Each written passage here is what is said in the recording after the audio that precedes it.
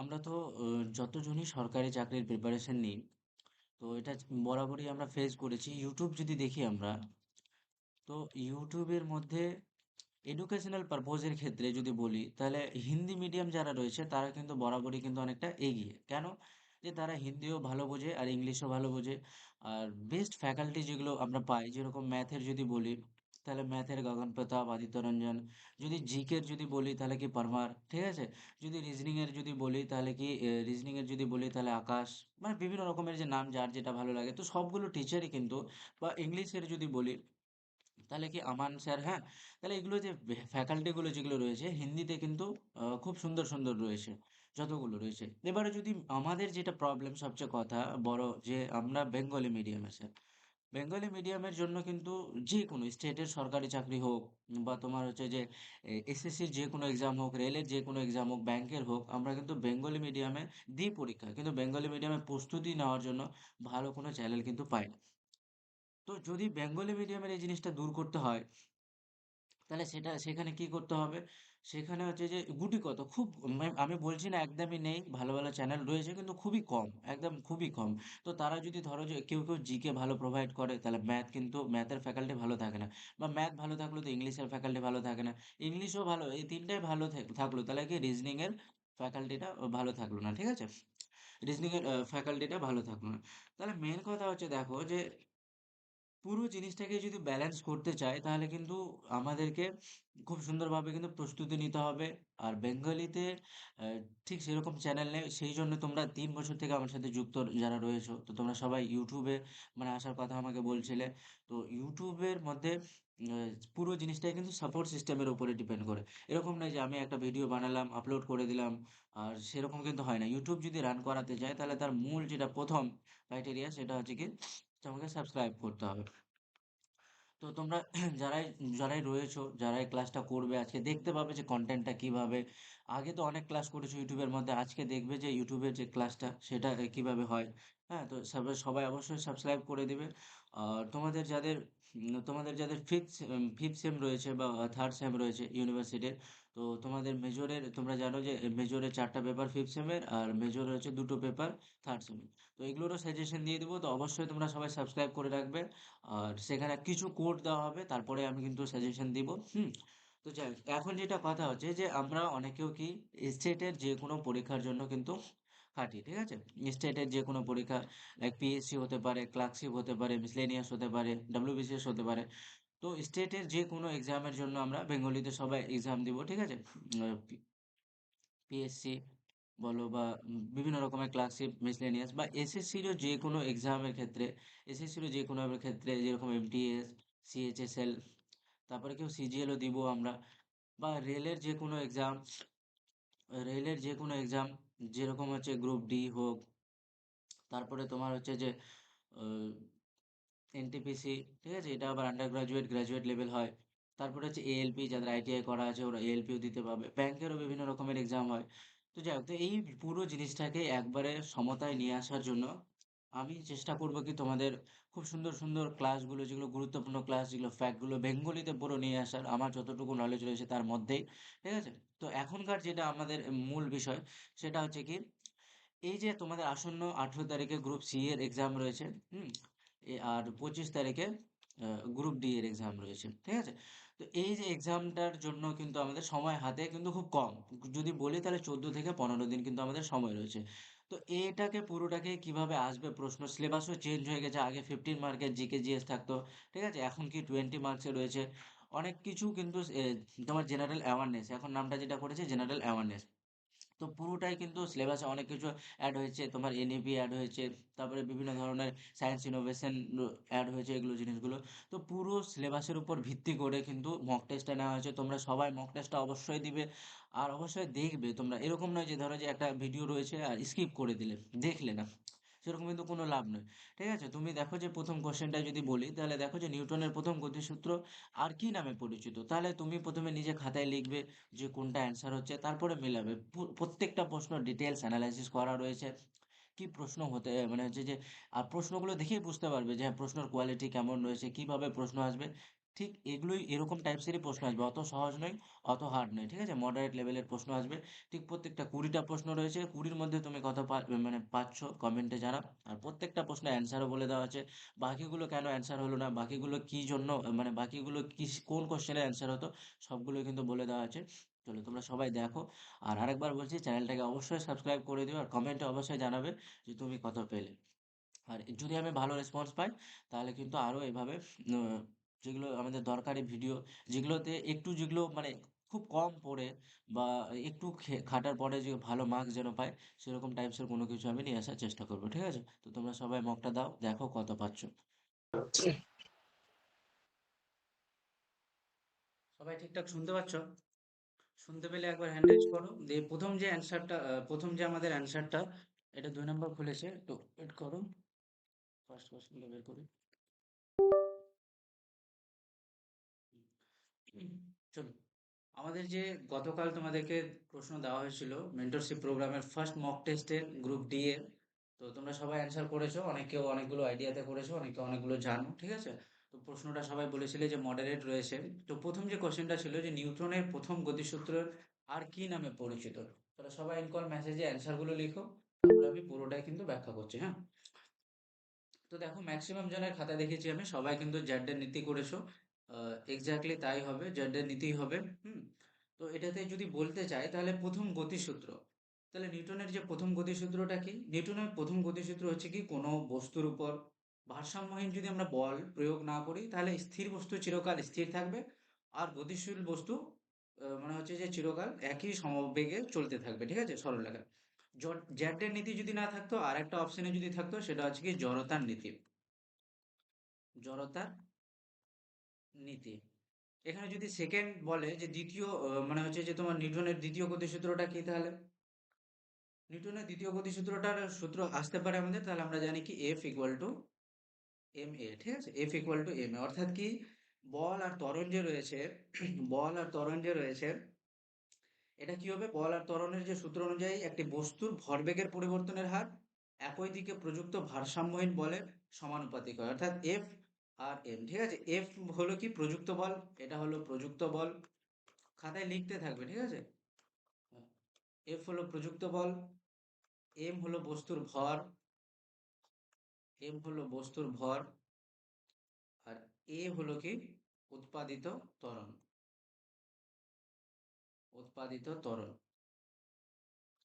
এবারে দেখো, যদি বলে যে থার্ড ল, ঠিক আছে, তৃতীয়, তাহলে তৃতীয়টা আমরা সবাই জানি, তৃতীয়টা বলার কোনো অপেক্ষা রাখে না, যে প্রত্যেক ক্রিয়ার একটি সমান ও বিপরীতমুখী প্রতিক্রিয়া আছে। তৃতীয় থেকে কি আছে, একটা উদাহরণ। তাহলে একটা উদাহরণ হচ্ছে বন্দুকের যে গুলি ছোড়া, ঠিক আছে, এই উদাহরণটা অনেকবার আসে, বন্দুকের গুলি ছোড়া, ঠিক আছে, এটা হচ্ছে কি থার্ড ল এর একটা উদাহরণ। বন্দুক থেকে যে গুলি বের হয়, এটা কিন্তু থার্ড ল এর গুলি। তাহলে এই কটায় প্রশ্ন রয়েছে, ব্যাস তাহলেই হবে, ঠিক আছে। এবারে বলো সেকেন্ড প্রশ্ন ছিল তোমাদের 2024-25 ইংলিশ প্রিমিয়ার লিগ, অর্থাৎ কি এপিএল যে রয়েছে আমাদের, শিরোপা কোন দল জিতেছে? তো অনেকেও দেখেছি তোমাদের ম্যানচেস্টার সিটি করেছে, অনেকেও আর্সেনাল করেছে, কেউ লিভারপুল করেছে।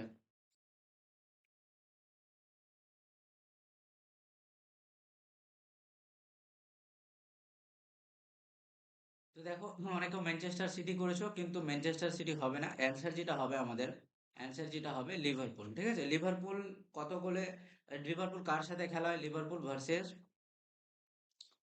টটেনহ্যাম, টটেনহ্যাম হটস্পার, ঠিক আছে, হটস্পার ক্লাবের বিরুদ্ধে খেলা হয়, হ্যাঁ, 5-1 গোলে কিন্তু জয়লাভ করে, 5-1 গোলে জয়লাভ করে কে, Liverpool, English premier league.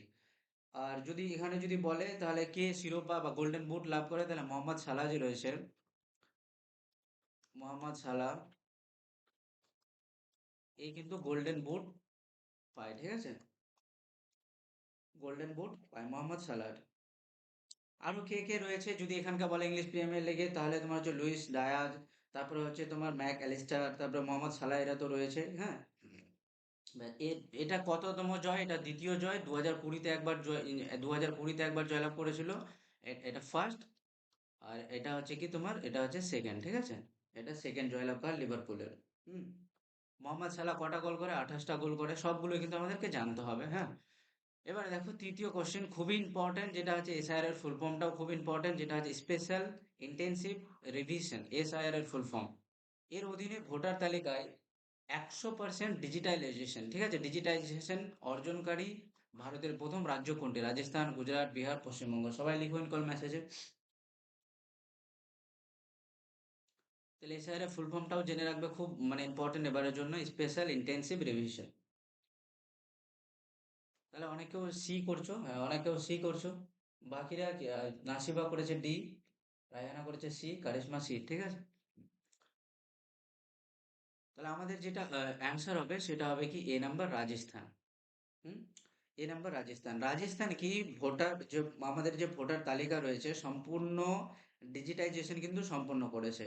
Digitisation মানে কি, এর খসড়া তালিকা প্রকাশিত হয়েছে কি 16 ডিসেম্বরে, ঠিক আছে, ডিসেম্বরে পুরোটা। এসআইআর মানে কি, এসআইআর হচ্ছে স্পেশাল ইন্টেনসিভ রিভিশন। এখানে কি করা হয়, বড় আকারের যে ভোটার তালিকা যাচাইকরণ। এসআইআর কি, যদি বলে যে এসআইআর কি, এরকম যদি প্রশ্ন থাকে, তাহলে কি ভোটার তালিকা যে রয়েছে, ভোটার তালিকা যাচাইকরণ আর একটা আপডেট এবং আপডেট প্রক্রিয়া, ঠিক আছে। আপডেট প্রক্রিয়া অর্থাৎ কি, অনেকেও মারা গেছে, অনেকেও বিয়ে হয়ে, ধরো যে এখানে এখানে ভোট, কোনো একটা লোক এ এই জায়গাতে ভোট দিত, এখানে তার বাবার বাড়ি ছিল, দিয়ে এখানে বিবাহ হয়ে সে বি কোনো লোকেশনে এসছে, ঠিক আছে, তাহলে কি তার ভোটারটা কিন্তু চেঞ্জ হবে, স্থানান্তরিত বলে, হ্যাঁ। তাহলে যারা যারা এ করেছো তাদেরই ঠিক রয়েছে, রাজস্থান হবে এটার অ্যান্সার, ঠিক আছে। হুম, চলো তারপরের প্রশ্ন ছিল, এলাহাবাদে অশোক স্তম্ভে কার প্রশস্তি পাওয়া যায়? এলাহাবাদ যে, যার বর্তমান নাম হচ্ছে কি প্রয়াগরাজ, যার বর্তমান নাম হচ্ছে প্রয়াগরাজ, অশোক স্তম্ভে কার প্রশস্তি পাওয়া যায়? কেউ এ করেছো, কেউ বি করেছো। আচ্ছা, সুহানা এ করেছে, মৌ পারভিন এ করেছে। বা সবাই অ্যান্সার লিখো, যেই যেই করেছো, 16 জনা রয়েছে, সবাই অ্যান্সার করো। যেটাই তোমাদের মনে হবে যে হ্যাঁ এটা অ্যান্সার হবে, এটা হবে। হুম, তো দেখো আমাদের যেটা এক্স্যাক্টলি অ্যান্সার হবে সেটা হবে কি সমুদ্রগুপ্ত। এ নাম্বার যারা করেছো তারা কিন্তু সবাই ঠিক করেছো। সমুদ্রগুপ্ত। তাহলে দেখো, এলাহাবাদ প্রশস্তি বা প্রয়াগ প্রশস্তি যে রয়েছে আমাদের, এলাহাবাদ প্রশস্তি বা প্রয়োগ প্রশস্তি, দুটা প্রয়াগ, যেহেতু প্রয়াগরাজ, এটা এটা কি ছিল অ্যাকচুয়ালি, এটা ছিল গুপ্ত বংশের যে সম্রাট ছিল, সমুদ্রগুপ্ত। গুপ্ত বংশের, গুপ্ত বংশের যে সম্রাট, সম্রাট ছিল সমুদ্রগুপ্ত। এটা কার রচিত? সমুদ্রগুপ্তের যে দরবারি কবি যে রয়েছে হরিসেন দ্বারা রচিত, ঠিক আছে। এটা একটা তোমার হচ্ছে লিপি, ঠিক আছে, একটা প্রবন্ধ, এটা একটা প্রবন্ধ। কে লিখেছে? হরিসেন, হরিসেন দ্বারা রচিত। এটাও মাথায় রাখবে যে কে লিখেছে এলাহাবাদ প্রশস্তি বা তোমার হচ্ছে প্রয়াগ প্রশস্তি, যেটা অশোক স্তম্ভে যেটা পাওয়া যায়, তা এটা হরিসেনের দ্বারা রচিত। 200 খ্রিস্টাব্দে সমুদ্রগুপ্ত কর্তৃক যে রয়েছে তোমার কৌশম্বী থেকে আনা অশোক স্তম্ভে খোদাই করা হয়েছিল 200 খ্রিস্টাব্দে, ঠিক আছে, 200 খ্রিস্টাব্দে এটা কিন্তু আনা হয়েছিল। আর যদি এখানে বলে যে এখানে কি রয়েছে, তাহলে সমুদ্রগুপ্তের যে যতগুলো, সে যতগুলো জায়গায় পরাজিত হয়েছে আর যতগুলো জায়গায় জয়লাভ করেছে, সবগুলোর কাহিনীগুলো লেখা রয়েছে সেখানে, সবগুলো কাহিনী লেখা রয়েছে। আর অ্যাকচুয়াল যদি বলি যে এখানে কি সমুদ্রগুপ্তের যে সাম্রাজ্য কিভাবে বিস্তারিত হয়েছে, এইটুকু জিনিস কিন্তু লেখা আছে কি এলাহাবাদ প্রশস্তিতে। সবাই ক্লিয়ার? তাহলে এলাহাবাদ প্রশস্তি যদি থাকে, অবশ্যই সমুদ্রগুপ্ত করবে অ্যান্সার, ঠিক আছে। তারপরের প্রশ্ন 5 নম্বর, ভারতীয় সংবিধানের কোন ধারার অধীনে বাক স্বাধীনতা অধিকার প্রদান করা হয়েছে? 19, 21, 21A না 20? কারো ডাউট থাকলে অবশ্যই বলবে, হ্যাঁ। তাহলে হ্যাঁ, যারা যারা এ করছো, যারা বি করছো নয়, এ যারা করছো সবাই ঠিক করেছো। তাহলে আর্টিকেল 19-এ কি লেখা রয়েছে? দেখো, আর্টিকেল 19-এ রয়েছে কি, ভারতের যে সংবিধান রয়েছে তার দ্বারা 19 নম্বর ধারায় কি লেখা রয়েছে, ভারতের সকল নাগরিকের বাক এবং মত প্রকাশের, মত প্রকাশ, মত প্রকাশের স্বাধীনতা রয়েছে, স্বাধীনতা। অর্থাৎ কি এই অধিকার, এটাতে কি হবে স্যার, বাক আর মত, বাক, বাক আর মত প্রকাশে কি হবে, বাক আর মত প্রকাশে এটুকুই হবে যে ধরো যে কেউ একজন বক্তৃতা দিতে চাইছে, বক্তৃতা, তাহলে সে নিজের মতো বক্তৃতা দিতে পারে, ঠিক আছে। সে নিজের মতো করে বক্তৃতা দিতে পারে, তাকে কেউ কোনো রকম কিন্তু আটকাতে পারবে না, সে নিজের মতো দিতে পারে। তারপরে কি, কেউ কোনো লিখতে চাইছে, লিখতে, সেটা যেন মানে সংবিধান অনুযায়ী হওয়া যায়, এরকম নয় আবার যে উল্টাপাল্টা কিছু লিখে বসে আছে বা উল্টাপাল্টা কিছু বক্তৃতা দিয়ে আছে অশ্লীল, ওরকম নয়। বক্তৃতাকে নিজের ইচ্ছা মতো, ঠিক আছে, সরকারের বিরুদ্ধেও হতে পারে, সরকারের সাপোর্টও হতে পারে, কেউ লিখতে পারে, কেউ হচ্ছে কি কোনো ধরনের মুদ্রণও করতে পারে, ঠিক আছে, নিজের মতামত প্রকাশ করতে পারে, তথ্য প্রকাশ করতে পারে। তো এটাই হচ্ছে কি আর্টিকেল 19।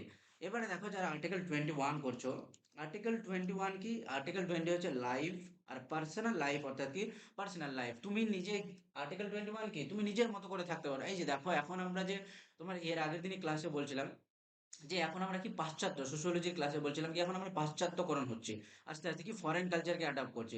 দেখো যে আগেকার সময় মানুষ কি সালোয়ার কামিজ চুড়িদার তারপরে হচ্ছে শাড়ি এগুলোই ব্যবহার করতো, এখন দেখবে যে জুডিও ফুডিও বিভিন্ন রকমের যে শপিং মলগুলো এসে কি এখন আস্তে আস্তে যে ওয়ান পিস পরার যে কালচারটা, এটা কিন্তু আমাদের ভারত তথা পশ্চিমবঙ্গের মধ্যেও কিন্তু আস্তে আস্তে আসছে।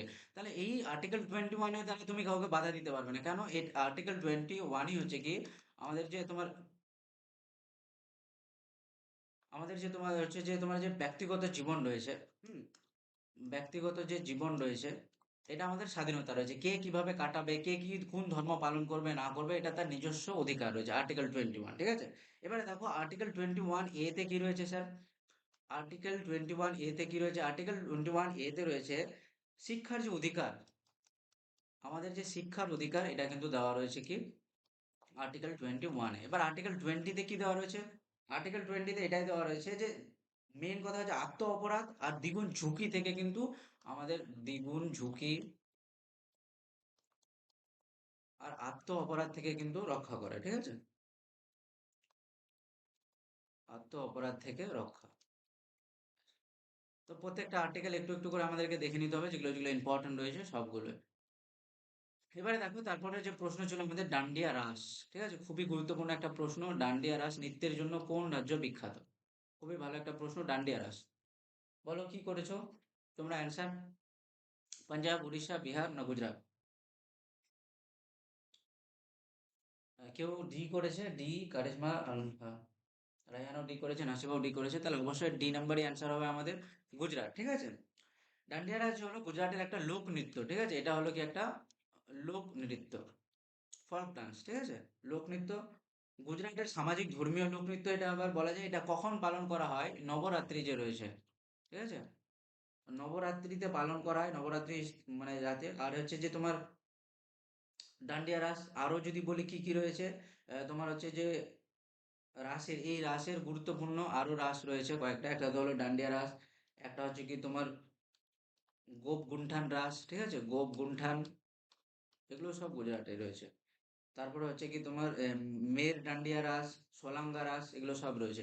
এবারে গুজরাটে আরো কিছু কিছু রয়েছে, তোমাদের গুজরাটে জানতে হবে আমাদের, নামগুলো কিন্তু লিখে নিবে অবশ্যই। একটা হচ্ছে কি গরবা, আলাদা কালার ব্যবহার করি, একটা হচ্ছে কি তোমার গরবা, আর 2 নম্বর হচ্ছে ভাওয়াই, ভাওয়াই, ঠিক আছে। এবারে যদি আমরা উড়িষ্যার কথা বলি, উড়িষ্যাতে কিন্তু কয়েকটা নাচ রয়েছে খুবই মানে গুরুত্বপূর্ণ, ফল্ক ফল্ক ডান্সিং যদি বলি তাহলে একটা হচ্ছে ওড়িশি, 1 নম্বর হচ্ছে ওড়িশি, 2 নম্বর হচ্ছে ছৌ, আর 3 নম্বর হচ্ছে ঘুমার, ঠিক আছে, বা ঘুমুরা, ঘুমুরা। বিহারে যদি বলি, বিহারে যদি বলি, বিহার হচ্ছে ঝুটি, বিহু আর জট, জট জাতীয়, ঠিক আছে।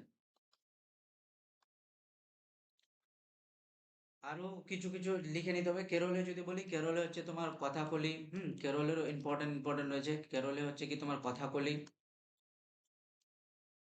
কথাকলি, তারপর হচ্ছে ভারতনাট্যম, আর হচ্ছে মোহিনীঅট্টম, ঠিক আছে, খুবই ইম্পর্টেন্ট ইম্পর্টেন্ট বারবার আসে, এগুলোই পরীক্ষায় আছে, এই কথাকলি ভারতনাট্যম মোহিনীঅট্টমের মধ্যে। নাহলে বিহু আসতে পারে, বিহু হচ্ছে বিহারের, ওড়িশা ছৌ আসতে পারে, ছৌ কোথাকার নাচ, যেটা এর আগেবারই এসেছিল তোমরা দেখেছিলে পরীক্ষায়, এটা ঘুমো।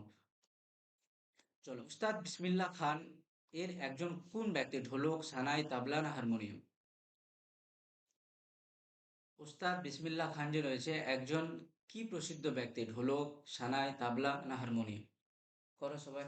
তাহলে বেশিরভাগ জনই সানাই করেছো, সবাই ঠিকই করছো, সানাই, ঠিক আছে। তাহলে উস্তাদ বিসমিল্লাহ খান সম্পর্কে আমাদেরকে জানতে হবে, খুবই একজন কিংবদন্তি একজন ব্যক্তিত্ব, যার সম্পর্কে জানতে হবে, যার সানাইয়ের সাথে যুক্ত ছিল। ওস্তাদ বিসমিল্লাহ খান ভারতরত্ন পান, ঠিক আছে, এটা আমাদেরকে জানতে হবে। ভারতরত্ন কিন্তু তিনি পান, ভারতরত্ন। আরো হচ্ছে তোমার পদ্মবিভূষণ, পদ্মভূষণ, পদ্মশ্রী সবকিছু কিন্তু পায়, পদ্মশ্রী সবকিছু কিন্তু পায়, অনেক সম্মানই কিন্তু তিনি অর্জন করেছেন, ঠিক আছে। সানাই কি, এটাও যদি প্রশ্ন আছে যে সানাই কি, সানাই হচ্ছে একটা ঐতিহ্যবাহী ভারতীয় বাদ্যযন্ত্র যা বিবাহ ও ধর্মীয় অনুষ্ঠানে পালন করা হয়, ঠিক আছে, বাজানো হয়, বিবাহ ও ধর্মীয় অনুষ্ঠানে বাজানো, ঠিক আছে, বুঝতে পারছো সবাই? তো একদমই দেখো যে অতটাও টাফ ছিল না, কিন্তু যেহেতু আমাদের মানে ওরকম পড়িনি তার জন্য একটু টাফ মনে হচ্ছে, আর এভাবেই প্রশ্ন আসবে কিন্তু। দেখো, ওয়াকিং উইথ দ্য কমরেডস এই বইটির লেখক কে? অরুন্ধতী রায়, বিক্রম শেঠ, কিরণ দেশাই না Jhumpa Lahiri? Walking with the comrades, কি করেছো তোমরা? কেউ বি করেছে, হ্যাঁ, এ বি, কেউ একজন ডি করেছে, ঝুম্পা লাহিড়ী। তাহলে আমাদের যেটা অ্যান্সার হবে সেটা হবে কি, অরুন্ধতী রায়, ঠিক আছে। অরুন্ধতী রায় কি ছিল? অরুন্ধতী রায়, এই যে বইটা ওয়াকিং উইথ দ্য কমরেডস, এটা কি? এটা হচ্ছে একটা নকশাল মাওবাদী যে বিদ্রোহ রয়েছে তার সম্পর্কে লেখা, তার প্রত্যক্ষদর্শী বিবরণ রয়েছে। নকশাল মাওবাদী বিদ্রোহ, মাওবাদী বিদ্রোহ এই সম্পর্কে লেখা রয়েছে বইটাতে।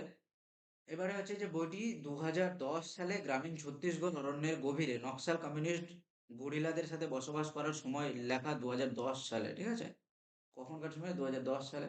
এবারে অরুন্ধতী রায় একজন ভারতীয় লেখিকা, ভারতীয় লেখিকা, জন্ম হচ্ছে কোথায়? শিলংয়ে, ঠিক আছে, জন্ম হচ্ছে শিলংয়ে। আর অরুন্ধতী রায় যদি বলি তাহলে এটা খুবই ইম্পর্টেন্ট প্রশ্ন, যে 1997 সালে ম্যান বুকার পুরস্কারও কিন্তু পান। কোন বইয়ের জন্য? এটাই বইয়ের জন্য, ঠিক আছে, ম্যান বুকার, ম্যান বুকার পুরস্কার পান। হুম। এবারে দেখো, বিক্রম শেঠ, যারা যারা অ্যান্সার করেছো বি নম্বরে, বিক্রম শেঠের বইয়ের নাম কি? ইম্পর্টেন্ট যে বই রয়েছে বিক্রম শেঠের, সেই বইয়ের নাম কি?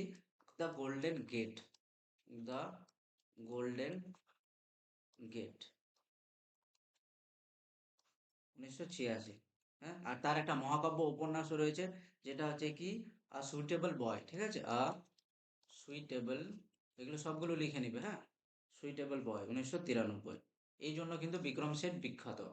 এবারে যদি বলি কিরণ দেশাই, কিরণ দেশাই যারা পড়েছো, কিরণ দেশাই কেন হবে না অ্যান্সার? কিরণ দেশাইয়ের তাহলে বইটার নাম কি? দ্য ইনহেরিটেন্স অফ লস, ঠিক আছে, দ্য ইনহেরিটেন্স অফ লস, ঠিক আছে। তাহলে এই বইটা 2006-এ পাবলিশ হয়। এই, এটাও একজন ভারতীয় লেখক। আর ঝুম্পা লাহিড়ী যারা করছো, এই একজন আমেরিকান লেখক, ঠিক আছে, এই একজন আমেরিকান লেখক। আর তার বিখ্যাত উপন্যাস যে রয়েছে অভিবাসী, ঠিক আছে, এটা অভিবাসী কি, অভিবাসী, তার বিখ্যাত উপন্যাস যে রয়েছে অভিবাসী, আর ভারতীয় আমেরিকান জীবন সম্পর্কে কিন্তু লেখা, ঠিক আছে, ঝুম্পা লাহিড়ী। দেখো, তারপরের প্রশ্ন 9 নম্বরের রয়েছে, ভারতের কোন রাজ্য আনুষ্ঠানিকভাবে রাজ্য ভবন, অর্থাৎ কি রাজ্যপালের যে বাড়ি রয়েছে, এটাকে চেঞ্জ করে কি নাম দিয়েছে? লোক ভবন।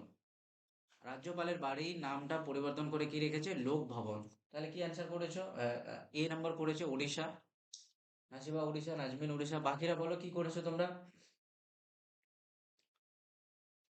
বাকিরা কি করেছো? আচ্ছা, একজনই করেছো অন্ধ্রপ্রদেশ, তাহলে কারিশমা খাতুন অন্ধ্রপ্রদেশ করেছো, অন্ধ্রপ্রদেশে কিন্তু ঠিক হবে, ঠিক আছে, অন্ধ্রপ্রদেশ।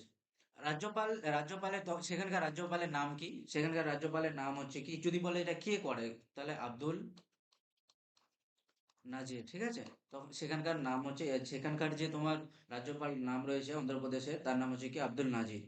এই অনুমোদন কিন্তু করেছে যে না, রাজ্যপালের যে ভবন, রাজ্য ভবন নাম না হয়ে কি লোক ভবন হবে, ঠিক আছে।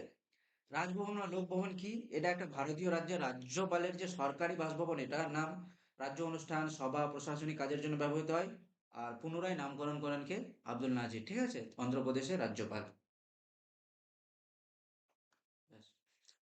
তারপরের প্রশ্ন, 10 নম্বর প্রশ্ন, খুবই ভালো প্রশ্ন, নেহেরু রিপোর্ট কত সালে হয়? এটাও আসতে পারে।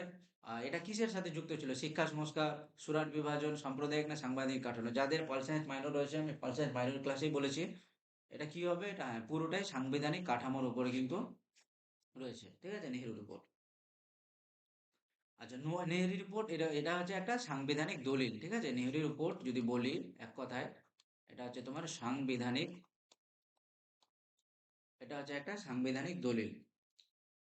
যেখানে কি কটা কি ছিল, 22টি অধ্যায় ছিল আর 87টি ধারা সমন্বিত আইন শৈলীতে লেখা ছিল কি নেহেরু রিপোর্ট। এখানে ধরো যে কি কি ছিল, সুপারিশ কি ছিল নেহেরু রিপোর্টের, যদি সুপারিশ বলে তাহলে চারটা মেজরলি সুপারিশ ছিল। প্রথমটা, 1 নম্বর হচ্ছে কি ভারতকে অধিপত্যের মর্যাদা দিতে হবে। 1 নম্বর যদি বলি মেন সুপারিশ কি ছিল, ভারতকে অধিপত্যের অধিপত্যের মর্যাদা দিতে হবে। আর যদি বলি হিন্দিকে, 2 নম্বর ছিল কি হিন্দিকে সরকারি ভাষা করতে হবে, হিন্দিকে সরকারি করতে হবে। আর ফেডারেল ব্যবস্থা তৈরি করতে হবে যুক্তরাষ্ট্র, 3 নম্বরে তার ফেডারেল ব্যবস্থা থাকতে হবে, ঠিক আছে, বা যুক্তরাষ্ট্র ব্যবস্থা। 4 নম্বরে হচ্ছে কি তোমার একজন প্রধানমন্ত্রী থাকবে যে গোটা দেশকে লিড করবে। এগুলো কিন্তু ছিল কি নেহেরু রিপোর্টে লেখা। তারপরের প্রশ্ন হচ্ছে কি মার্বেলের রাসায়নিক সূত্র কি। এটা খুবই ভালো প্রশ্ন, এনসিআরটিরও মানে ডাইরেক্ট লাইন তোলা প্রশ্ন, রেলের গ্রুপ ডিতে তো প্রচুর বার পরীক্ষায় এসে প্রশ্নটা।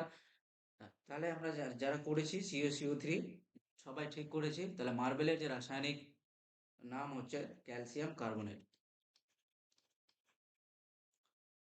লিখে নিবে নামটা, ঠিক আছে, ক্যালসিয়াম কার্বনেট। আচ্ছা স্যার, এটা কিভাবে ফরমেশন হয়, মার্বেল তো প্রথমেই থাকে না, কিভাবে ফরমেশন হয়? তাহলে দেখো যে ক্যালসিয়াম যে হাইড্রোক্সাইড রয়েছে CaO2, ক্যালসিয়াম হাইড্রোক্সাইড যে রয়েছে এটা অ্যাকুয়াস মিডিয়ামে থাকে কিন্তু, ঠিক আছে। দুটো মিডিয়াম রয়েছে মেজরলি আমাদের, তিনটে মিডিয়াম রয়েছে, একটা অ্যাকুয়াস মিডিয়াম, একটা গ্যাস মিডিয়াম, একটা কি তোমার লিকুইড মিডিয়াম, ঠিক আছে। তাহলে এই যে তোমার অ্যাকুয়াস মিডিয়াম যে রয়েছে, ক্যালসিয়াম হাইড্রোক্সাইড ধীরে ধীরে বাতাসে কার্বন ডাই অক্সাইডের সাথে বিক্রিয়া করবে, CO2 সাথে বিক্রিয়া করবে, এটা কি গ্যাস মিডিয়ামে থাকবে। এবারে কি উৎপন্ন হবে এখান থেকে, ক্যালসিয়াম কার্বনেটের পাতলা স্তর উৎপন্ন হবে আর জল, এক অণু জল উৎপন্ন হবে, ঠিক আছে, CaCO3 + H2O। এটা লিকুইড আর এটা সলিড, ঠিক আছে, এটা হচ্ছে তোমার সলিড ফর্মে থাকবে এটা। এটাই হচ্ছে কি আমাদের মার্বেল। এবার এটা কি কি কাজে লাগে এটাও দিতে পারে। এটা হচ্ছে প্রথমেই তো জানতে হবে এটা হচ্ছে অবিষাক্ত, এটাতে কিন্তু বিষাক্ত নয়, ঠিক আছে। ক্যালসিয়াম কার্বনেটটা যে রয়েছে এটা তোমার হচ্ছে অবিষাক্ত, বিষাক্ত নয়, আর গন্ধহীন, এর কোনো কিন্তু গন্ধ নেই, ঠিক আছে, রাসায়নিক যৌগ একটা। কি কি করে করা হয় মার্বেল তৈরিতে করা হয়, দেখো কি কি কাজের। এটা হচ্ছে তোমার মার্বেল তৈরি, চুনাপাথর, চুনাপাথর এটা বানায়, ঠিক আছে, চুনাপাথর। আর একটা খড়িতে যে সাদা রং রয়েছে, সাদা খনিজ হিসাবে কিন্তু তোমার পাওয়া যায়। আর পৃথিবীর ভূত্বকে সবচেয়ে প্রচুর পরিমাণে খনিজ যেটা পাওয়া যায় সেটা হচ্ছে কি CuCO3। তাহলে বুঝতে পারলে, ব্যাস ফরমেশনটা মনে রাখবে, আর কিছু মনে রাখার দরকার নেই। তাহলে 12 নম্বর বলো, কোন সরকারি বিভাগ পশ্চিমবঙ্গের সবুজশ্রী প্রকল্প পরিচালনা করে। খুবই ভালো প্রশ্ন, খুবই ইম্পর্টেন্ট প্রশ্ন। এতক্ষণ লেট কেন নাজমুল? এখন কেউ ক্লাসে জয়েন করে? 12টা 11টা প্রশ্ন হয়ে গেল। তাহলে দেখো যে সমাজ কল্যাণ বিভাগ, বন বিভাগ, মহিলা ও শিশু উন্নয়ন বিভাগ, না তোমার হচ্ছে উপরে কোনোটাই নয়। তাহলে দেখো কেউ কেউ কি করছো তোমরা, কেউ বি করছো। তাহলে এটা অবশ্যই বন বিভাগ হবে, সবুজ শ্রী দেখেই বুঝতে পারছি আমরা নামটা, বন বিভাগ, ঠিক আছে, উপরে কোনোটাই নয়, বন বিভাগ। তাহলে কি এই প্রকল্পটা কখন চালু হয়, সবুজ শ্রী প্রকল্প কখন চালু হয়? 19 ডিসেম্বর 2016 মুখ্যমন্ত্রী মমতা বন্দ্যোপাধ্যায় চালু করেছে, পশ্চিমবঙ্গের বন বিভাগ দ্বারা পরিচালিত। এবারে কি এই প্রকল্পের অধীনে কি রয়েছে, হাসপাতাল থেকে যখন একটি কোনো শিশু মানে ছাড়া হবে, ধরো যে হাসপাতালে কোনো একটা বেবির জন্মগ্রহণ হয়েছে, তাকে যখন ছাড়া হবে তাকে একটা কি দেওয়া হবে, তার চারা গাছ কিন্তু তাকে দেওয়া হবে, ঠিক আছে। কেন, যে তরুণ প্রজন্মের কাছে পরিবেশ ও সমাজ সম্পর্কে মূল্যবোধ সংযুক্ত করা হচ্ছে এই প্রকল্পের মেন উদ্দেশ্য, ঠিক আছে। চলো, তারপরের প্রশ্ন, নিম্নলিখিত কোনটির স্টোরিং স্পেস সর্বাধিক, ঠিক আছে, কোনটির স্টোরিং স্পেস সবচেয়ে বেশি স্পেস রাখতে পারে। আগেকার সময়ে দেখো যে আমাদের মেমোরি কার্ড থাকতো কত, ধরো যে তোমার কেউ কোনোটা 1 GB থাকতো, 2 GB থাকতো, ঠিক আছে, 4G থাকতো, 4 GB থাকতো, 8 GB থাকতো, এরকম করে কিন্তু জিবি থাকতো, ঠিক আছে। জিবি মানে কি গিগাবাইট, হ্যাঁ। কিন্তু সবচেয়ে বেশি কোনটা কম্পিউটারে বিশেষ করে এখন ব্যবহার হয়, তো কি করেছো তোমরা, সবচেয়ে বেশি কোনটাতে স্টোরিং, মেগাবাইটে, গিগাবাইটে, না তো কিলোবাইটে, না টেরাবাইটে? সবাই লিখো অ্যান্সার, ভুলভাল যাই করেছো, অ্যান্সার তো করেছো কোনো একটা, লিখো অ্যান্সার, তাহলে তো আমি বুঝতে পারবো। তিনজনই অ্যান্সার লিখেছে, 4 জন, বাকিরা করোনি, হ্যাঁ জ্যোতি গুপ্তা ডি লিখেছো। আচ্ছা, টেরাবাইট। ঠিক আছে, যারা টেরাবাইট করেছো সবাই ঠিক করেছো। দেখো এটা কিভাবে হয়, এখানে একটা জিনিস লিখে রাখো স্টার দিয়ে, যে কম্পিউটার ডাটার ক্ষুদ্রতম এককের নাম কি? ক্ষুদ্রতম এককের নাম হচ্ছে কি বিট। ঠিক আছে, ক্ষুদ্রতম এককের নাম হচ্ছে কি বিট। এবারে এগুলো লিখে রাখো, যেটা যেটা আমি বলবো। এক বিট সমান, এক বিট সমান 8 বাইট। ঠিক আছে, এক বাইট, এক বিট সমান 8 বাইট। সরি, একটু ভুল লিখলাম। 8 বিট সমান 1 বাইট। ঠিক আছে, ঠিক করে নেবে তোমরা। 8 বিট সমান 1 বাইট। এগুলো সবগুলো কিন্তু বাইনারি অক্ষরের সংক্ষিপ্ত একটা রূপ। ঠিক আছে, এবারে 1024 বাইট 1 কিলোবাইট। ঠিক আছে, বা কেবি, কিলোবাইট, কেবি, যেটা আমাদের ইমেজে থাকে, দেখি আমরা কোনো ছবি উঠলে এত কেবির হয়, এত এমবির হয়। ঠিক আছে, এবারে 1024 কেবিতে, 1024 কিলোবাইটে হয় 1 মেগাবাইট।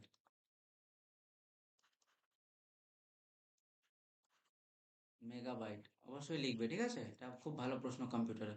এমবি, আর 1024 এমবিতে হয় 1 টেরাবাইট বা টিবি। এখনকার সময়ের বেশিরভাগ কম্পিউটারে দেখবে, মানে দামি দামি কম্পিউটারগুলোতে কোনো মেগাবাইট দিয়ে থাকে না কোনো কিছু। ঠিক আছে, সবগুলো দেখি টেরাবাইটই থাকে। তাহলে টিবি, তাহলে বুঝতে পারলে। তাহলে যারা মেগাবাইট করছিলে তাদের 1024 এমবিতে হবে 1 টেরাবাইট। হুম, ক্লিয়ার। তাহলে যেটা অ্যান্সার হবে আমাদের টেরাবাইট। লেখা হয়েছে, একটু হ্যান্ড রেজ করে দাও সবাই, বুঝতে পারলে কিনা। সবচেয়ে ক্ষুদ্র এটা হচ্ছে কি ক্ষুদ্রতম, এটা হচ্ছে সবচেয়ে ক্ষুদ্রতম একক। কম্পিউটারের সবচেয়ে, কম্পিউটার ল্যাঙ্গুয়েজ বা বাইনারি এককের মধ্যে সবচেয়ে ক্ষুদ্রতম একক 1 বিট। হুম, 2G যখন ফোনগুলো থাকতো তখন কিন্তু বিট হতো। টু জি যখন থাকতো তখন হতো। চলো তারপরে, নিচের কোনটি বিশ্বের সবচেয়ে প্রাচীন গ্র্যান্ড স্ল্যাম? আমি আগের দিনই বলেছিলাম এই প্রশ্নটা, যে গ্র্যান্ড স্ল্যাম জিনিসটা কি। গ্র্যান্ড স্ল্যাম হচ্ছে উইমেলডন, ফ্রেঞ্চ ওপেন, আর অস্ট্রেলিয়ান ওপেন, আর ইউএস ওপেন, এই চারটাকে মিলিয়ে যে অর্গানাইজ করা হয়, সেটা হচ্ছে ব্যাডমিন্টনের। ঠিক আছে, সেটারই নাম হচ্ছে কি তোমার, টেনিসের যে মানে হচ্ছে যে প্রতিযোগিতা হয় তার নাম হচ্ছে গ্র্যান্ড স্ল্যাম। তাহলে কোনটা সবচেয়ে পুরনো, বলো সবাই, বল মেসেজে সবাই অ্যান্সার করো। আচ্ছা, বেশিরভাগ জনই উইমেলডন করেছো, হ্যাঁ, উইমেলডনই হবে অ্যান্সার আমাদের। আর এর আগের দিনই যে প্রশ্নটা উইমেলডনের হয়েছিল, যে একমাত্র গ্রাস কোর্টে খেলা হয়, উইমেলডন কি গ্রাস কোর্টে খেলা হয় একমাত্র, বাকিগুলো কিন্তু সবগুলো ক্লে কোর্টে কিন্তু খেলা হয়। ঠিক আছে, তাহলে উইমেলডন হচ্ছে বিশ্বের প্রাচীনতম গ্র্যান্ড স্ল্যাম। উইমেলডন কোথা থেকে এসেছে? উইমেলডন হচ্ছে কি তোমার 1877 সালে লন্ডনের উইমেলডন যে রয়েছে জায়গা, ওখান থেকে কিন্তু ক্লাব থেকে হয়ে আসছে। 2019 সালেও কিন্তু টুর্নামেন্ট হয়েছে। ঠিক আছে, এবারে যদি এখানকার চ্যাম্পিয়ন জিজ্ঞেস করে, উইমেলডনের চ্যাম্পিয়ন ইম্পর্টেন্ট লিখে নিবে। ঠিক আছে, পুরুষ একক যে জয়লাভ করে পুরুষ, সেটা হচ্ছে কি কার্লোস আলকারাজ। কার্লোস আলকারাজ, এটা হচ্ছে পুরুষ। ঠিক আছে, পুরুষ একক। আর মহিলা একক যদি থাকে, তাহলে বর্তমান চ্যাম্পিয়ন হচ্ছে এম ভনড্রুসোভা। ঠিক আছে, ভনড্রোসোভা, বাস, মহিলা একক। তাহলে চ্যাম্পিয়ন গুলোর নাম মনে রাখবে, কেন যে রেলের পরীক্ষায় অনেকগুলো এসে এবারে দিতেও পারে এগুলো। ঠিক আছে, মানে বিশেষ করে গ্র্যান্ড স্ল্যামের গুলো। ফ্রেঞ্চ ওপেন কি তাহলে স্যার? ফ্রেঞ্চ ওপেন নিয়ে যদি একটু যদি বলি, ফ্রেঞ্চ ওপেন হচ্ছে, এটা হচ্ছে রোনাল্ড গ্যারোস নামেও পরিচিত। এটা থাকতে পারে ফ্রেঞ্চ ওপেনের আরেকটা নাম কি, তাহলে তোমরা লিখে নিবে, ফ্রেঞ্চ ওপেনের আরেকটা নাম হচ্ছে কি রোনাল্ড গ্যারোস। ফ্রান্সের যে প্যারিস স্টেটে রোনাল্ড গ্যারোস রয়েছে, সেখানে 2 সপ্তাহ ধরে হবে। ফ্রান্সের যে তোমার প্যারিস রয়েছে, সেখানে 2 সপ্তাহ ধরে অনুষ্ঠিত হবে। প্রতি বছর মে মাসের শেষের দিকে শুরু হয়।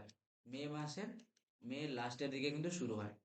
হুম, অস্ট্রেলিয়ান ওপেন যদি বলি, তাহলে অস্ট্রেলিয়ার যে মেলবোর্ন পার্ক রয়েছে, অস্ট্রেলিয়ার যে মেলবোর্ন মেলবোর্ন পার্ক রয়েছে সেখানে হয়। ঠিক আছে, একটা টেনিস টুর্নামেন্ট। 1998 সালের আগে এটা গ্রাস কোর্টে খেলা হতো।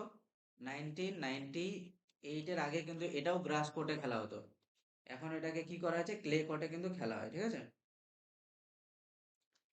কিসে খেলা হয়? ক্লে কোর্টে। হলো, ব্যাস এতটুকু জানলে হবে। ইউএস ওপেন যদি বলে, ইউএস ওপেন, তাহলে এটা হচ্ছে একটা হাইকোর্ট টেনিস টুর্নামেন্ট, যেটা হচ্ছে ইউএস এর নিউ ইয়র্কে কিন্তু হয়, ঠিক আছে? ইউএস এর নিউ ইয়র্কে হয় আগস্ট মাসের শেষ সোমবার শুরু হয়। আগস্ট মান্থের লাস্ট মানডে লাস্ট মানডেতে শুরু হয়।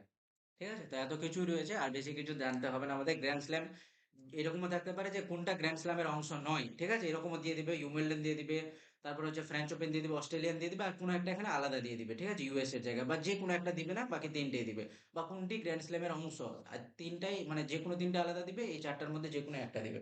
তো এখানকার মধ্যে প্রশ্ন এভাবে কিন্তু আসতে পারে, অথবা চ্যাম্পিয়নও দিতে পারে, ঠিক আছে, কে বর্তমান চ্যাম্পিয়ন এটাও কিন্তু দিতে পারে। ক্লিয়ার? ক্লিয়ার হলে একটু হ্যান্ড রাইজ করে দাও, তা আমি নেক্সট প্রশ্নতে যাব।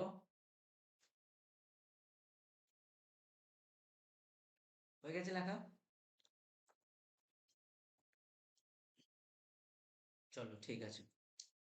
চলো নেক্সট প্রশ্ন আমাদের যেটা ছিল, সাইমন কমিশন ভারতে কবে আসে?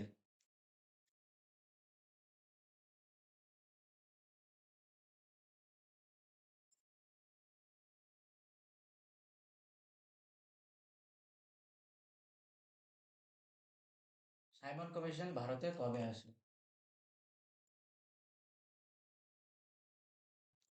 তাহলে হ্যাঁ, যারা যারা 1928 করছো, অর্থাৎ কি 2 নম্বর করছো, একটু ওয়েট করো, তারপরে।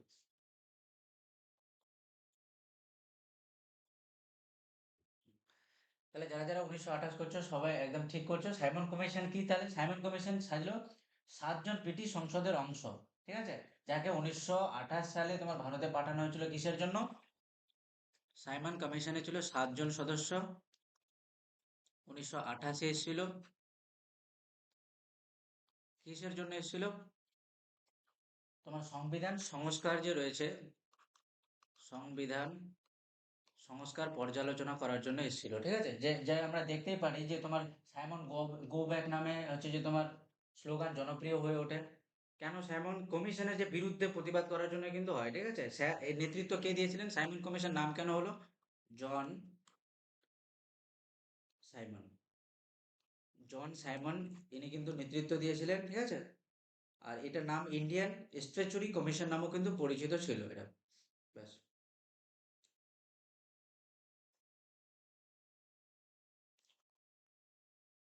এই কটা কিন্তু জানলেই হবে আমাদেরকে। কিসের কার্যকারিতা পরিলক্ষণ করার জন্য এসেছিল? তোমার হচ্ছে যে 1919 সালে যে রয়েছে ভারত সরকার আইন, এই জিনিসটাকে বিশেষ করে ভারত সরকার আইন, এই জিনিসটাকেই পর্যালোচনা করার জন্য কে এসেছিল? সাইমন এসেছিল, ঠিক আছে। চলো তারপরের প্রশ্ন, এনএসএসও এর পুরো কথাটি কি?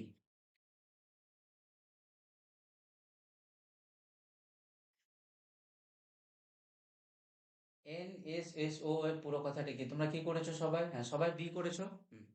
তাহলে বি নাম্বারটা অবশ্যই হবে আমাদের answer, national sample survey organisation. তাহলে এনএসএসও কি স্যার? এনএসএসও হচ্ছে কি তোমার, যাকে পূর্বে কি বলা হতো, যাকে পূর্বে ন্যাশনাল স্যাম্পল সার্ভে অর্গানাইজেশন বলা হতো, ঠিক আছে, ন্যাশনাল স্যাম্পল সার্ভে অফিস। এখন এখন হচ্ছে কি তোমার ন্যাশনাল স্যাম্পল সার্ভে অফিস, এখন বর্তমান নাম, আগে ছিল এটা। এখানে কি করে যে আর্থসামাজিক পরীক্ষা পর্যালোচনা করে বৃহত্তম সংস্থা, এটা কিসের মাধ্যমে ইউপিএসসির মাধ্যমে নিয়োগ হয়, ঠিক আছে, যে হচ্ছে হেড হবে। এর বিভাগ 1950-তে কিন্তু গঠিত হয় এনএসএসও, 1950-তে গঠিত হয়, ঠিক আছে। তোমার এখানে কি কি রয়েছে? সমীক্ষা নকশা বলো, নকশা, যে কোনো নকশা, তারপর হচ্ছে গবেষণা বিভাগ, যেটার সদর দপ্তর হচ্ছে কলকাতা, তারপরে হচ্ছে যে তোমার ক্ষেত্রের অপারেশন বিভাগ, যে কোনো আঞ্চলিক অঞ্চলের যে তোমার হচ্ছে যে ক্ষেত্রের নকশা বিভাগ, যেটা তোমার হচ্ছে যে দিল্লির ফরিদাবাদে অবস্থিত, ঠিক আছে, ডেটা প্রসেসিং বিভাগ, সমন্বয় বিভাগ, এগুলো অ্যাকচুয়ালি সমীক্ষাগুলো যে রয়েছে আমাদের ভারতের, সেগুলো কিন্তু এগুলো অর্গানাইজ করে, হ্যাঁ। এবারে প্রশ্ন হচ্ছে কি, নিসার প্রতিদিনে, এখানে ড্যাশ হবে, ঠিক আছে, নিসার প্রতি ড্যাশ দিনে পৃথিবীর ভূমি এবং বরফের পৃষ্ঠ মানচিত্র করার জন্য ডিজাইন করা হয়েছে, ড্যাশ, ঠিক আছে, প্রতি ড্যাশ দিনে। তাহলে 3, 12, 24, না 6। তাহলে নিসার সম্পর্কে আগে জানতে হবে, নিসারের যে ফুল ফর্মটা, নিসারের ফুল ফর্মটা আমাদের জানতে হবে। নিসারের ফুল ফর্ম হচ্ছে কি তোমার নাসা, ইসরো। নাসা, ইসরো। এটাকে আমরা কি বলছি শর্ট ফর্মে? তোমার হচ্ছে যে তোমার ইসরো। নাসা কোথায় রয়েছে? মার্কিন যুক্তরাষ্ট্রতে রয়েছে, ঠিক আছে, ইউএসএ তে রয়েছে। আর এটা হচ্ছে তোমার ইসরো হচ্ছে আমাদের জানি আমরা ভারতে রয়েছে। এটা যৌথ পর্যবেক্ষণ, ঠিক আছে, এদের দুজনের মিলনে কিন্তু একটা যেটা বানানো হয়েছে সেটা হচ্ছে নিসার। এবার নিসার কি? নিসার হচ্ছে প্রথম রাডার ইমেজিং স্যাটেলাইট যা পৃথিবীর পর্যবেক্ষণের জন্য দ্বৈত ফ্রিকোয়েন্সি, দুটো ফ্রিকোয়েন্সি রয়েছে এখানে, একটা হচ্ছে কি এল ব্যান্ড আর একটা হচ্ছে কি তোমার এস ব্যান্ড ব্যবহার করে, ঠিক আছে। যেহেতু উচ্চ রেজুলেশন ছবি ক্যাপচার করে, 12 মিটার স্থাপনযোগ্য, আর তোমার হচ্ছে অ্যান্টেনা প্রতিফলক দিয়ে সজ্জিত। নিসার হচ্ছে কি 12 দিনে, কেন 12 দিনে, কম দিনে কেন করা হয়? দেখো, মেন কথা হচ্ছে যে 12 দিন পুনঃ পরিদর্শনের সময় নিশ্চিত করে বিজ্ঞানীরা স্বল্প সময়ের মধ্যে পরিবর্তনগুলি ট্র্যাক করতে পারে, যা বন অবনতি, কোথায় কোথায় বনের ঘাটতি হয়েছে, ঠিক আছে। এক তো হচ্ছে কি বন অবনতি, কিসের কিসের ইমেজ ক্রিয়েট করে এখানে? বন অবনতি, মাটি ক্ষয়, আর হচ্ছে হিমবাহ গলন। এই হিমবাহ গলন, ঠিক আছে, এই জিনিসগুলোই কিন্তু পর্যালোচনা করে কে? নিসার। কম দিনে কেন করা হচ্ছে? যে যেন স্বল্প সময়ের মধ্যে যেন কাজ হয়, ঠিক আছে। তাহলে নিসার হলো কি নাসা আর ইসরোর একটা যৌথ পর্যবেক্ষণ। তারপরে 18 নম্বর খুবই ইম্পর্টেন্ট প্রশ্ন, বায়োলজির ভালো প্রশ্ন। ড্যাশ হলো কোষের এক ধরনের বর্জ্য নিষ্কাশন ব্যবস্থা এখানে, বা আত্মঘাতী থলিও থাকতে পারে এখানে, ঠিক আছে। আত্মঘাতী থলিও থাকতে পারে, আদারওয়াইজ কি এখানে। তাহলে আত্মঘাতী থলি কাকে বলা হয় বলো দেখি তোমরা? আত্মঘাতী থলি কাকে বলা হয় বলো? আত্মঘাতী থলি কাকে বলা হয়? তাহলে রাইবোজোম, লাইসোজোম, মাইটোকন্ড্রিয়া, ভ্যাকুয়াল।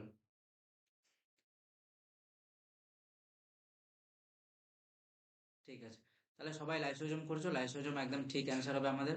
হুম।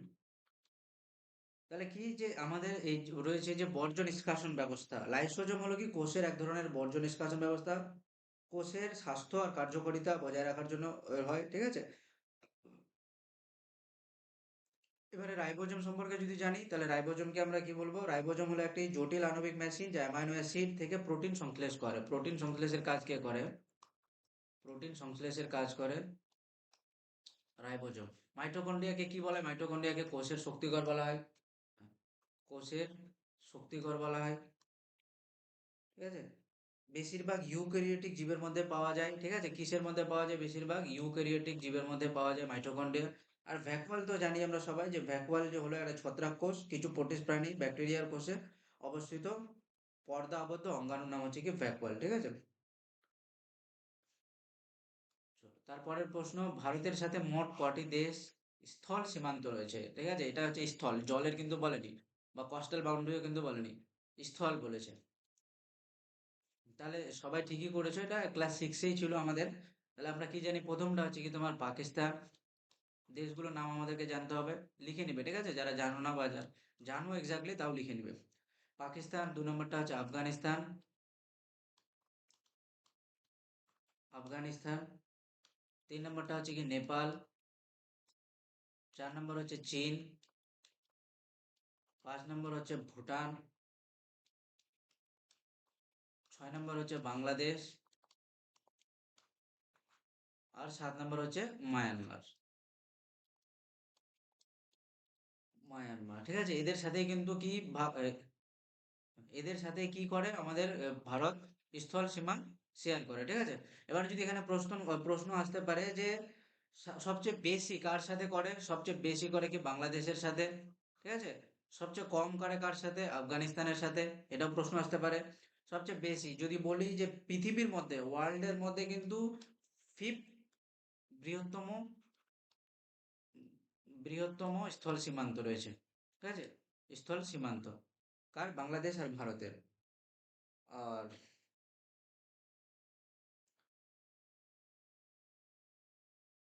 চীন হলো কি, যদি বলি যে চীন হলো ভারতের সাথে সীমান্ত ভাগ করা বৃহত্তম দেশ, ঠিক আছে।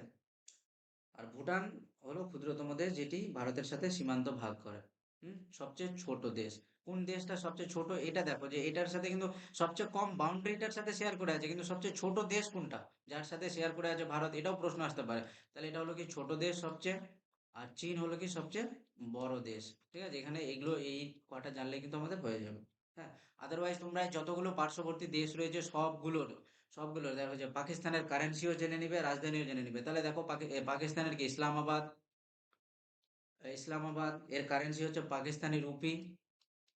আফগানিস্তানের হচ্ছে এই তো কি তোমার আফগানিস্তানের রাজধানী হচ্ছে কাবুল। আর হচ্ছে যে আফগানি, ঠিক আছে, এর মুদ্রার নাম কি? আফগানি। তারপরে নেপালের রাজধানী কি? কাঠমান্ডু, নেপালি রুপি, ঠিক আছে। চীন হচ্ছে বেইজিং। চীনের রাজধানীর নাম হচ্ছে বেইজিং। আর এর রেনমিনবি, ঠিক আছে, এর মুদ্রার নাম রেনমিনবি। এটাও জেনে রাখবো, খুব ইম্পর্টেন্ট। বাংলাদেশ হচ্ছে কি তোমার ঢাকা, বাংলাদেশের রাজধানীর নাম কি? ঢাকা। আর তোমার হচ্ছে এখানে টাকা চলে, টাকা, ঠিক আছে। আর মায়ানমারের রাজধানী হচ্ছে নেইপিদ্দা, ঠিক আছে। নাই নাইপিদ্দা, কিয়াট বলে, এর মুদ্রার নাম হচ্ছে কিয়াট। আর ভুটানের রাজধানী হচ্ছে থিম্পু। আর এর যে মুদ্রার নাম সেটা হচ্ছে কি? এন গুলট্রাম। তাহলে এতগুলো কিন্তু আমাদেরকে মাথায় রাখতে হবে, কেন যে পার্শ্ববর্তী দেশের রাজধানীও আসতে পারে, আদারওয়াইজ কারেন্সিও আসতে পারে। হয়েছে? চলো, যাদের যাদের প্রবলেম হচ্ছে তোমরা আরেকবার রেকর্ডেড হচ্ছে ক্লাসটা, তোমরা দেখে নিবে, হ্যাঁ, কোনো প্রবলেম নেই। চলো, লাস্ট আমাদের প্রশ্ন গ্রুপ ডি এর, ভারতে কবে জাতীয় ভোটার দিবস পালিত হয়? 15ই জানুয়ারি, 4ই জানুয়ারি, 28শে ফেব্রুয়ারি, না 9ই এপ্রিল? 15ই জানুয়ারি, 4ই জানুয়ারি, 28শে ফেব্রুয়ারি, না 9ই এপ্রিল? কে করেছো কোনটা? আচ্ছা, 4ই জানুয়ারি।